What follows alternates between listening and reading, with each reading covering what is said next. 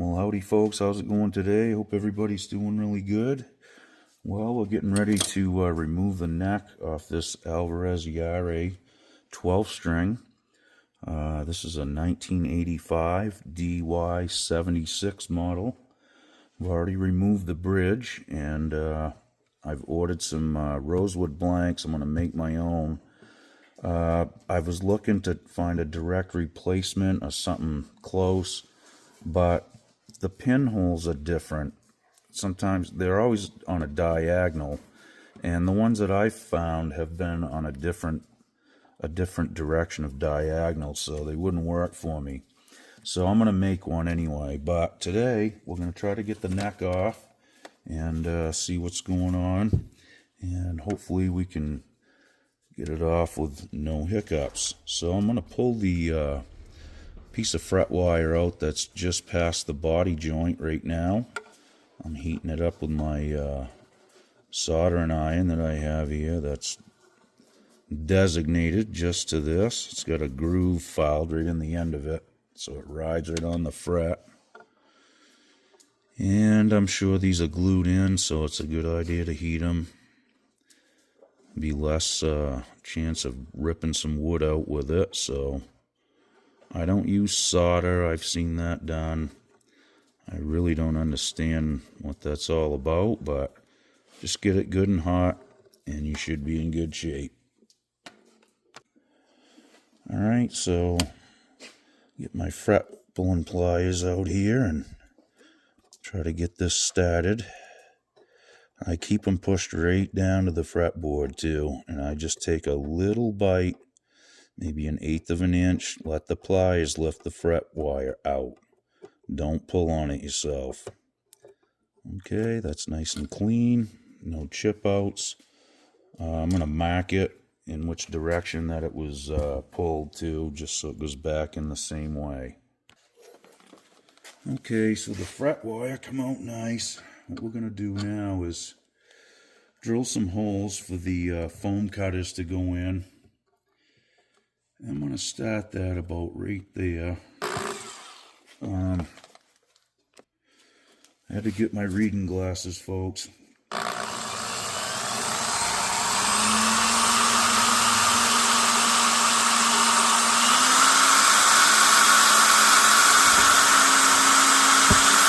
felt good.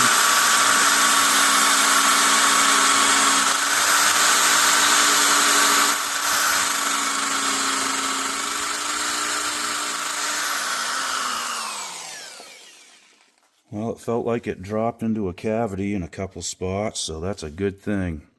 So I'm just drilling these at an angle, trying to picture where the dovetail shape would be, and then we'll get our foam cutters in there and get some heat on them. Okay, so I'm just using an awl here to start a hole, small hole, and I'm not using a drill bit. I'm using a piece of stainless steel wire here.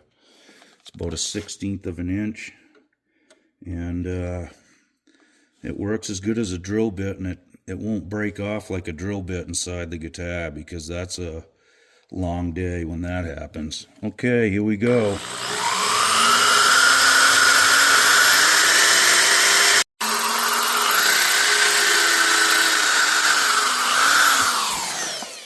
Okay, cool, that one dropped in there too.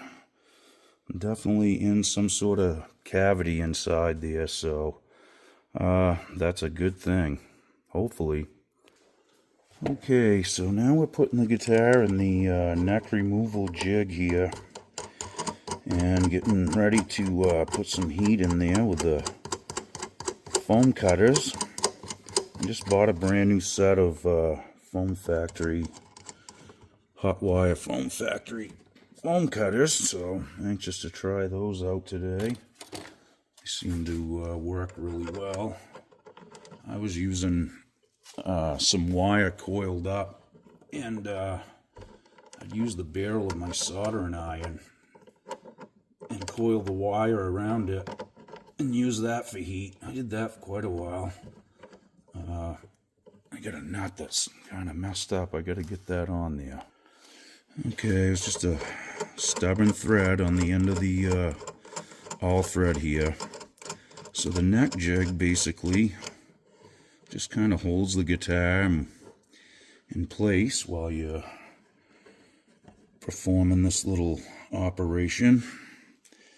And I'm just trying to get it lined up so everything is straight, so I know when I use this to push up on the heel, it's going to be a straight push. I don't want anything out of line that way.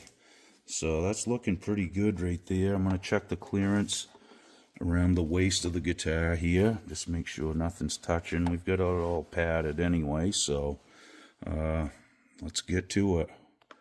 Okay, we got her all locked into the neck removal jig here. As you can see, I've got it flipped upside down right now. I've got this bolt here with a padded piece of aluminum plate that is going to push on the heel.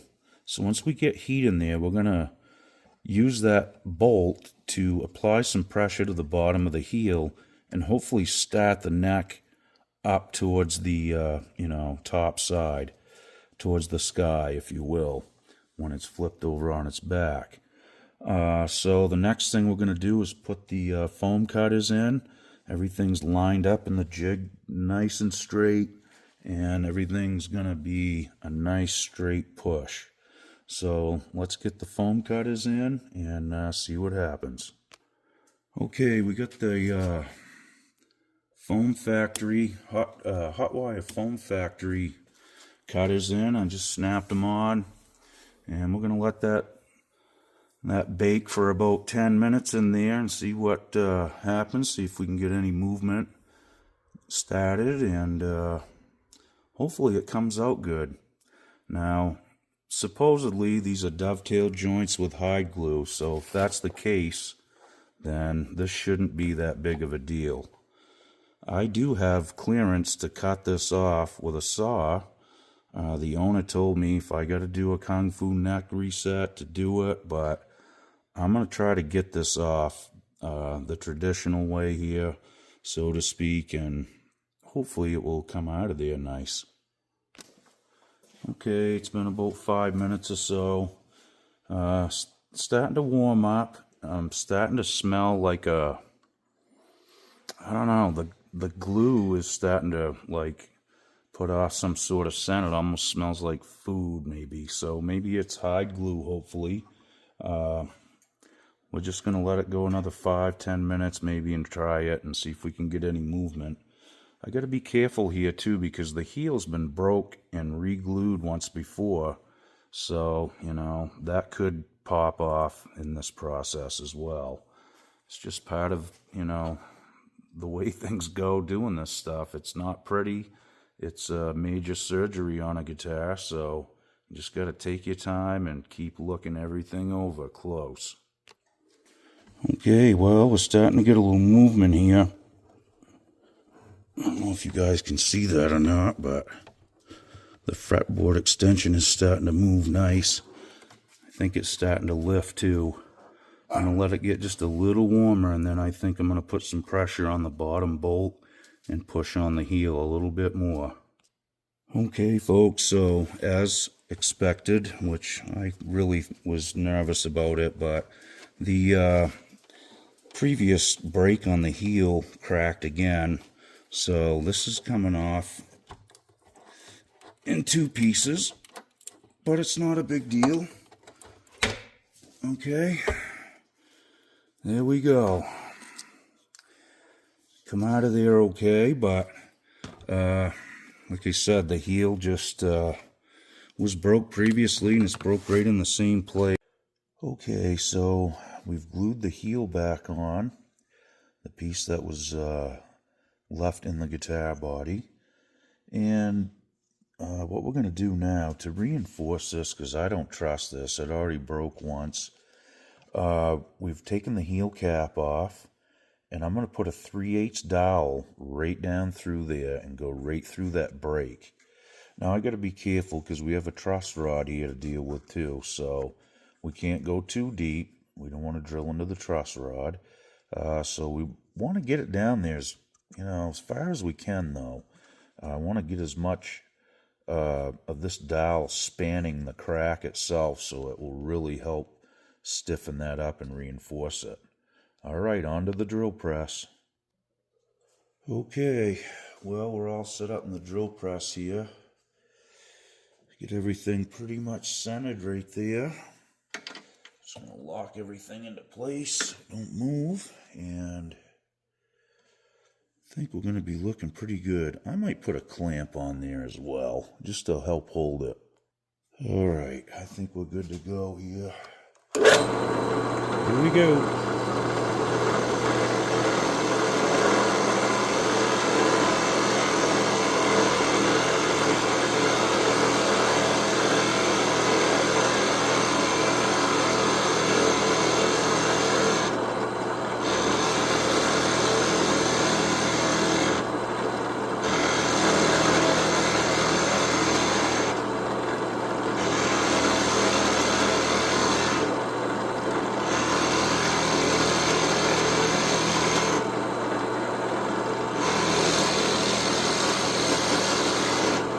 Taking my time here and drilling a little bit at a time. Get some nice mahogany dust coming off there too, which I will use later for any touch-up work, so it's good to save that stuff, honestly. It'll come in pretty handy.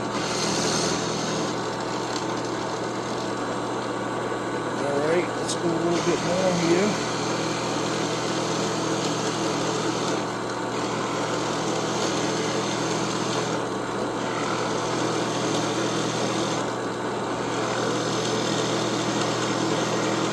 Okay. Got my mahogany dust in a little container here for later. Okay, I got a little bit sticking up over the top here. I'm just going to check how far down this goes. So, just right up against my fingers here. Yeah, that brings me right down to the piece that holds the truss rod, within 1/8 of an inch of it. So I'm going to be bridging a lot of that crack right there, and that's really important. And that should keep it from breaking again.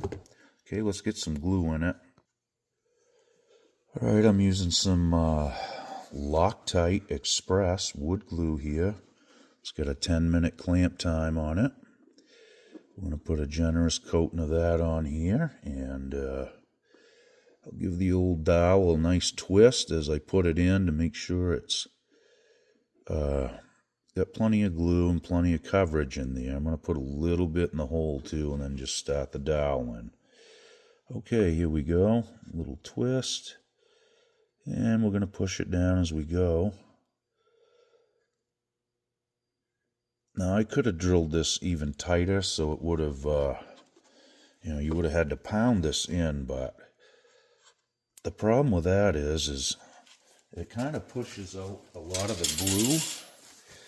So, I mean, there's like a little happy medium I like to go by, and I mean, we're talking a couple thousandths of an inch for the glue that I'm leaving here, which I think it'll hold a lot better that way. Okay, so that's cleaning that right up nice. Now we have a 3/8 dowel going right down through the heel and through the previous break here, which I still need to clean up and all that, but this is going to reinforce this definitely, and I'll feel a lot better about it. Don't forget, we are going to put an anchor inside this heel and run a bolt through the neck block in the guitar, so this has to be strong. If you're going to try to rely on that crack, it's probably not going to end well, because that's just going to break again. It already broke when I took the neck off, so that's just what it is. But okay, so we're going to let that dry, clean some of that residual squeeze out, and be in good shape. I'm going to try to do everything I can to this guitar while I'm still waiting for the rosewood blanks for the bridge that I'm going to make. So I do have plenty of work to do. It's not a big deal.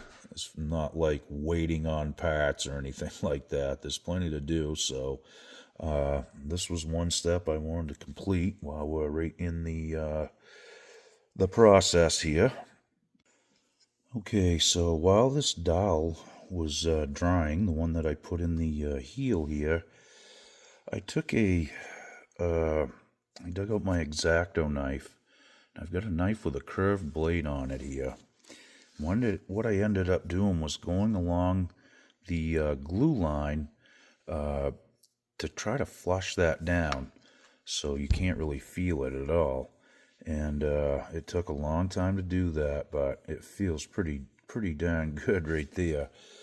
So this is where the previous break was on the heel. So to level that back out, I had to go through the finish a little bit here. So as you can see, we've got a little kind of a smiley face right there. So what I'm going to do is take this Minwax paint marker. This is red mahogany, the color of it. You just shake them up, and basically you just hold the tip. You push down on the marker and hold right down on it, because the tip will go up inside there, and there's a valve in there that actually lets the stain down into the tip. Okay, so what we're going to do is I'm just going to wipe some on here, just over this bare wood a little bit. And I got a little spot right there. Okay, so now I'm just going to wipe that off with my thumb. And voila. The little smiley face is starting to go away now. So this works pretty good. They aren't cheap. They're like $10 for one of these, but pretty easy to use. Just wipe it on and wipe it off. Let it sit there for a second so the stain can kind of, work its way into the wood. And that's just one coat. And as you can see, that really takes a lot of the eyesore away quick. Okay, there's 2 coats. As you can see, it's really starting to go away pretty nice here now. This is a tricky spot because you have some different shades where they laminated this heel together, so it is kind of a tricky little spot to kind of match, but I think it's going to be just fine. I'll do another coat on that, and hopefully that little faint line will kind of disappear. And there was a line there anyway from the previous break, but we're just trying to match it up as nice as we can. So I do highly recommend these wood finish markers, or paint sticks, or stain sticks, or what have you. They work really well, and the color that's portrayed on the package, if I can find it, is right here. It's pretty handy. Of course, it does depend on the wood that you're putting it on and all that too. So I would like to recommend them, though. I mean, I'm not getting any kickback from it, but they do work good, and it might save you guys a lot of headaches. So the next thing we're going to do, I've got basically like a furniture anchor. We're going to drill a hole into the heel and put this anchor in, and then we're going to make this into a bolt-on conversion, which we'll drill a hole through the neck block on the that's in the body of the guitar. We'll run a marker through and make a mark on the heel once we have the neck, in position where it goes. And then I'll just drill the heel, install the anchor. I'll probably epoxy that in too. It threads in, but I think a little glue on it won't hurt. And then we should be solid with the 3/8 dowel going all the way through the heel. Now we've got some structural integrity again with this guitar. There is one more thing I do need to do to this. You can see this kind of black dot here where the strap button was, and that is right in the middle of this crack. I spoke with the owner last night, and we had talked about doing this prior anyway, plugging that hole And then he still wants the strap button back there, but just in fear of that separating the crack when we put the screw in, we're going to drill that out and plug it. And I'm going to drill it kind of on an angle when I do it, so it goes across the crack here in the, or where the crack is or was. So if I drill that on a little bit of an angle, I'm thinking I can kind of gain a little more real estate for the glue to actually, span across the wood grain. So that'll be the next move. I'll drill that out and put a small dowel in there and glue that in. And as far as the finish, this is going to look pretty nice, honestly. It'll look as good as it did before, that's for darn sure. So I'm happy with the progress so far. Alright, I'm going to drill that hole for the strap button right now. And that way I can plug that and get it drying.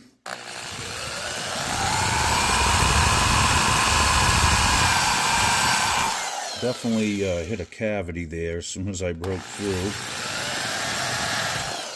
Okay, that feels pretty good. Let me see how far in we are.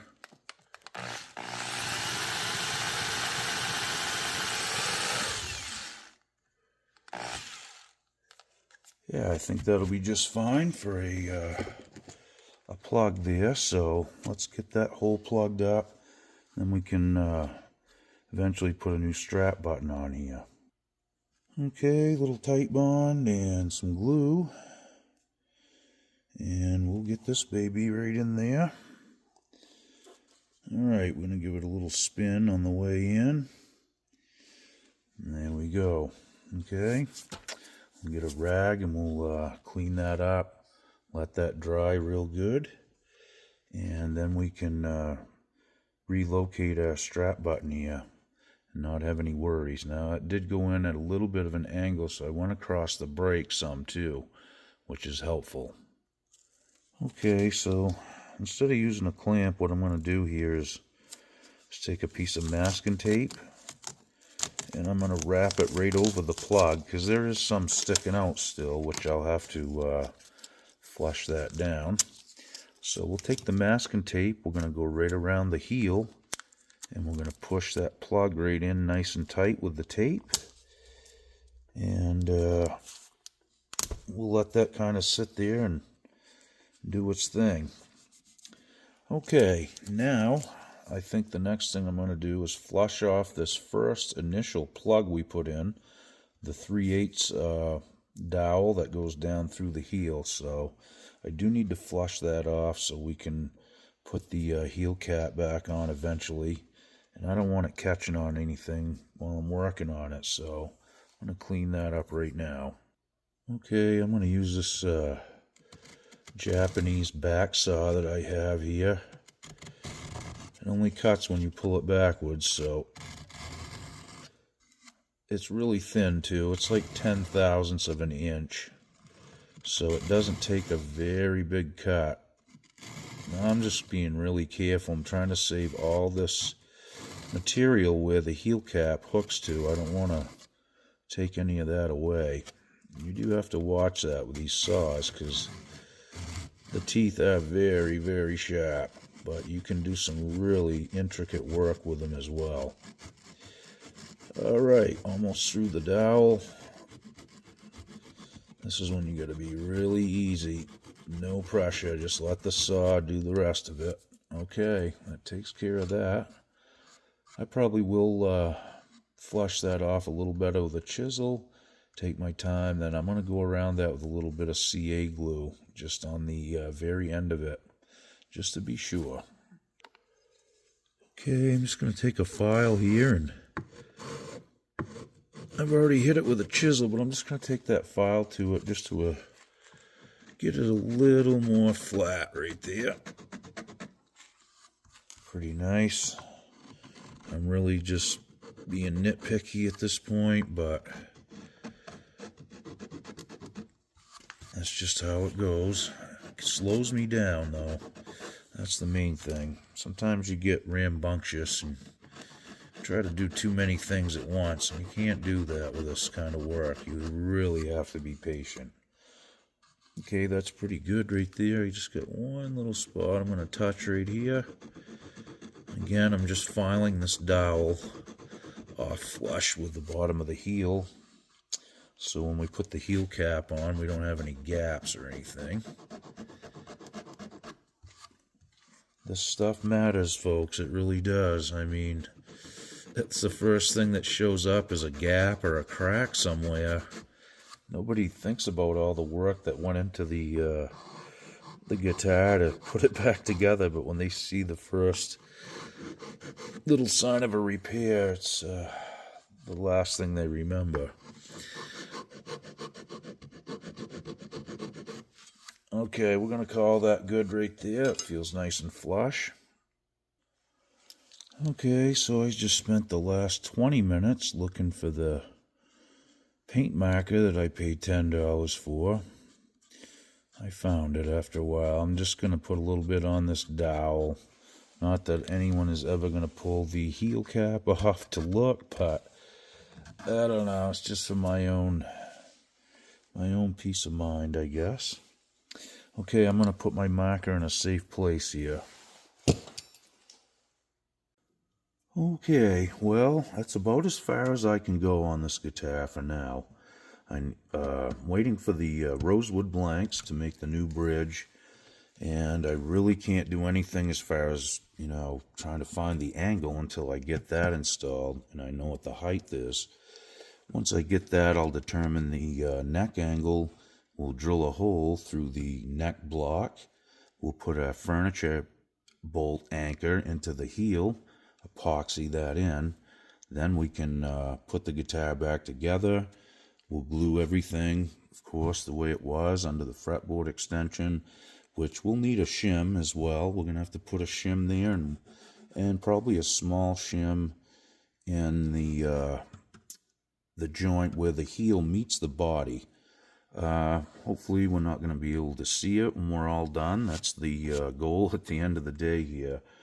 But I think I'm going to put a pin in this for now. And I wasn't going to post this first section of this. I was going to wait until I had the guitar completely assembled and playing it and everything. But I just fear that it would be such a long video. You guys would get bored with it and probably wouldn't want to stick through the whole thing.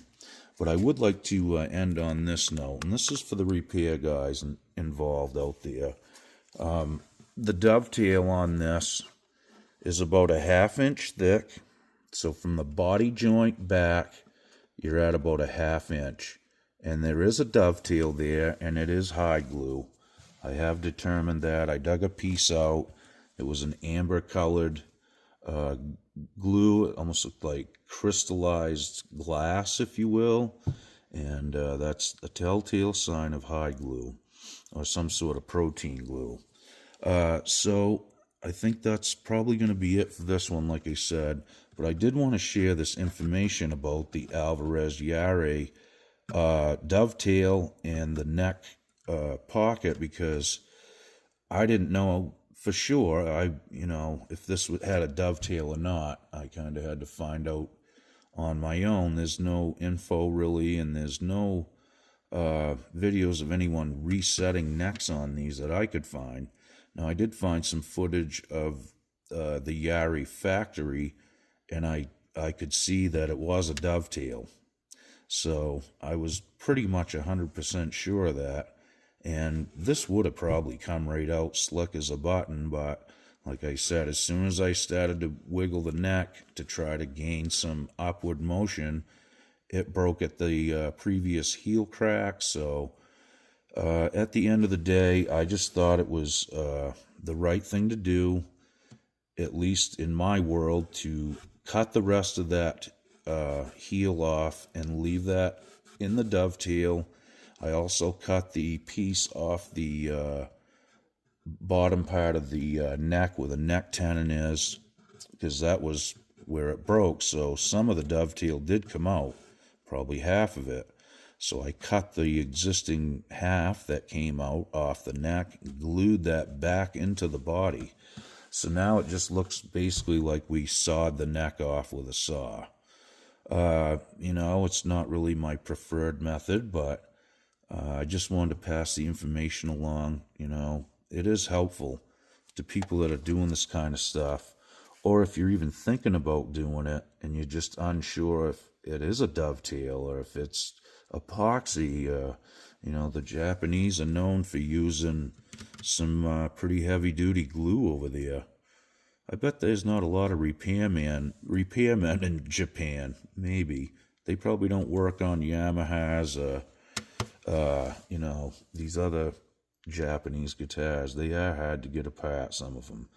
But this is an exception. This is built in the traditional way using protein glue, dovetail joint. The early Alvarez guitars had dowel pins, like early 70s. Other than that, that's pretty much all the information that I was able to obtain, other than, going through what we just went through. But there's no damage to the guitar. We didn't break nothing. We didn't scratch nothing. So I'm very, very happy about that. And in hindsight, I am glad that I just cut the rest of the heel off and left it in the guitar. I did try to get it out at first, and I had to make a judgment call at that point because everything else came out so nice and clean without any breaks, and trying to push that out of there, I just wasn't comfortable doing it. I didn't want to do any damage, and the other thing was I didn't want to put a ton of heat on that neck block down in there. If that comes detached from the body of the guitar, then, we're talking about a whole new set of rules and a lot of work. So I'm glad I made the call, like I said. So basically it just looks like it was cut off the guitar. We'll do a bolt-on conversion. It's not a big deal. Some people are against it, or it's, taboo. Honestly, a lot of new builders are using bolt-on. I have some, Taylor did it. I have a couple Simon and Patrick Luthier guitars from the 80s that have bolt-on. They glue the fingerboard extension down, but they still bolt them on. A lot of guys do this. My Grun Versatar that I bought last year is a bolt-on. This is 2025 almost. It's okay if we use something modern, okay? At least in my opinion. So take that for what it is, and it's just an opinion. We all have them, so that was mine. Well, thanks again for sticking through this first leg of this journey on the Alvarez Yairi 12-string. It's just an absolutely beautiful instrument. The wood on this guitar is absolutely gorgeous. The top, the back and sides, everything. Just a really nice piece. And like I said, I'm glad that I did make the call that I made, just for a lot of reasons, honestly. It's really not any more work to install it with a dovetail intact than it is to do a bolt-on. It's not the labor. It was really just, for lack of a better term, I just didn't want to scratch this guitar up. And I didn't want to break nothing on the neck block, and I felt more comfortable doing it the way I did. Some may disagree, but at least you guys have the information. And, this guitar repair stuff, along the way, you're going to run into things that do not go as planned, and you need to make judgment calls based on your skill level to complete the repair and make it look, pleasing to the eye. And it's a tricky little tightrope you got to walk sometimes. So you really need to think about what you can do as far as your skill set within your little wheelhouse, because you can run into something that you might not be able to fix, or you'll end up doing more damage trying to do it a certain way, just maybe from lack of experience, lack of tools. are just basic, hand tool skills. So I am happy with the way this come out so far, and this guitar is going to be an amazing instrument to play again. I really am excited to play and hear this. I did play it before I started, and it had a nice tone, even with the old dead strings on it. So, new bridge, neck reset, and new strings. This thing's going to wake up. There's no doubt about it. Well, thanks again for sticking through this long first section on this guitar. When I get the parts, I will do an in-detail video on the whole process of making the bridge and everything, and drilling, the hole through the neck block, installing the anchor in the heel of the neck. We'll go through all that kind of stuff so you guys can get a visual and see what it looks like and how it's done. I will be doing some in-depth descriptions if you guys haven't kind of caught on to that already. I have actually the guy that owns this guitar right here has a vision impairment, so he still likes to listen to the videos, and he understands, guitar repair, so he knows what I'm talking about if I can describe it right. So I'm trying to get better at that, guys. If you know somebody that may have a vision impairment that just likes to hear, someone talk about guitars and the process of repairing and, just the ins and outs of it, feel free to send them to my channel, and I will, from here out, will try to describe this stuff and paint some sort of a mental picture along the way as best I can. So, people that do have a vision impairment can enjoy this stuff too. Okay, folks, well, I got to get back to it. I'm going to put this in the case and probably move on to another project for now. I'm really at a standstill on this one until I get the bridge blanks and whatnot. But once I get that, it shouldn't take me maybe a day or so to get it all back together and everything lined up. So we're getting close. The hard part's over. We're kind of out of the danger zone as far as damaging the instrument, which is a great feeling for a repair guy. Okay, guys, we'll see you real soon. Be good. Okey doke.